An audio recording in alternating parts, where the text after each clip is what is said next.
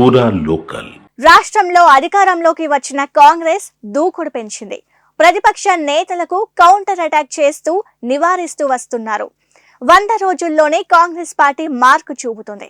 ఒకవైపు పార్టీ గేట్లు తెరిస్తే బీఆర్ఎస్ ఖాళీ కావడం ఖాయమని చెప్పిన మాటలను నిజం చేస్తూ కేసీఆర్ అండ్ టీం నడ్డి విరిచి నడవలేని స్థితికి పార్టీ నిర్వీర్యం చేస్తున్నారు.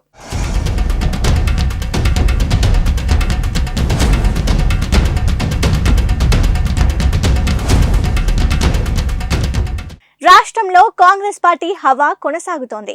పార్లమెంటు ఎన్నికలకు ముందు గాంధీ భవన్ గేట్లు తెరిచారు.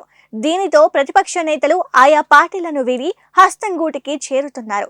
పార్లమెంట్ అభ్యర్థిగా ప్రకటించిన వ్యక్తులు సైతం ఆ పార్టీని వీడి కాంగ్రెస్ గూటికి చేరుతున్నారు అంటే కాంగ్రెస్ పార్టీ ప్రభావం ఏ స్థాయిలో ఉందో అంచనా వేయొచ్చు.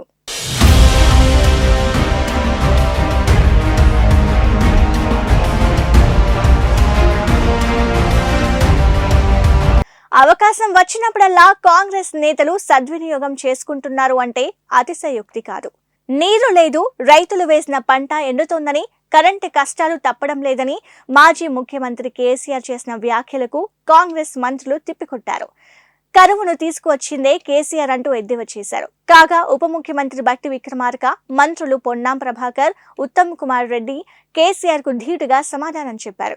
కాంగ్రెస్ పార్టీ అధికారంలోకి వచ్చింది డిసెంబర్లో కాగా సెప్టెంబర్లో కురవాల్సిన వర్షాలు కురవకపోవడంతోనే ఈ నీటి ఎద్దడి తప్పడం లేదని ముక్కుసూటిగా సమాధానం చెప్పారు.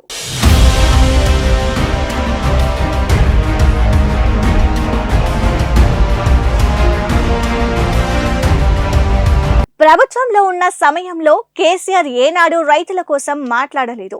అంతకుముందు రైతుల కోసం ప్రభుత్వం అందించిన సహాయక పథకాలను సైతం తుంగలో తొక్కి ఇప్పుడు వారిపై కపట ప్రేమను ఒలకబోస్తున్నారని ఆరోపించారు.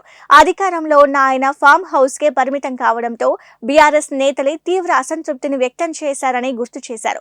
తాజాగా రైతుల కోసం అటు ఫామ్ హౌస్ ను వీయడం వెనకాల ఓ రహస్యం ఉందని మంత్రి Uttam Kumar Reddy media chit chat లో వెల్లడించారు. ఫామ్ హౌస్ లో ఉంటే నేతలు బీఆర్ఎస్ ను వీడుతున్నారని ఆలోచించిన కేసీఆర్ తమ రూట్ మార్చి రైతుల కోసం అటు నల్గొండ జిల్లాలో పర్యటించారని ఎద్దేవా చేశారు.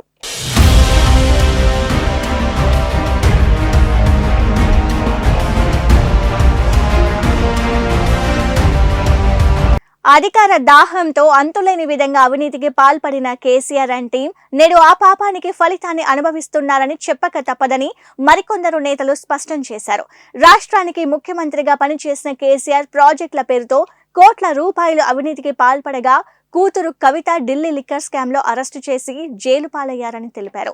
ఇక మాజీ మంత్రి కేటీఆర్ సైతం ఫోన్ ట్యాపింగ్ లో జైలుకు వెళ్లక తప్పదని జోస్యం చెప్పారు కొందరు కాంగ్రెస్ నాయకులు. నీటిపారుదల శాఖ, ఆరోగ్య శాఖలో మాజీ మంత్రి హరీష్ రావు హస్తం ఉందని తెలుస్తోందని కాంగ్రెస్ నేతలు వివరించారు. గొర్రెల పంపిణీ విషయంలో మాజీ మంత్రి తలసాని సైతం ఆరోపణలు ఎదుర్కొంటున్నారు.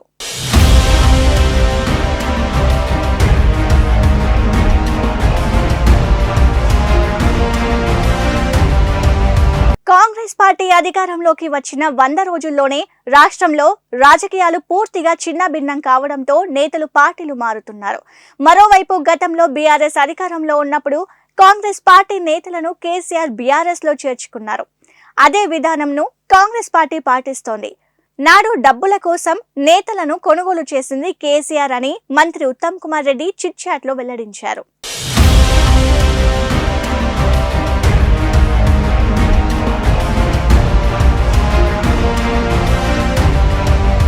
బీఆర్ఎస్ కు ధీటుగా కాంగ్రెస్ నేతలు సమాధానం చెప్పుతూ కౌంటర్ అటాక్ చేయడంలోనూ నేతలు దూసుకుపోతున్నారు.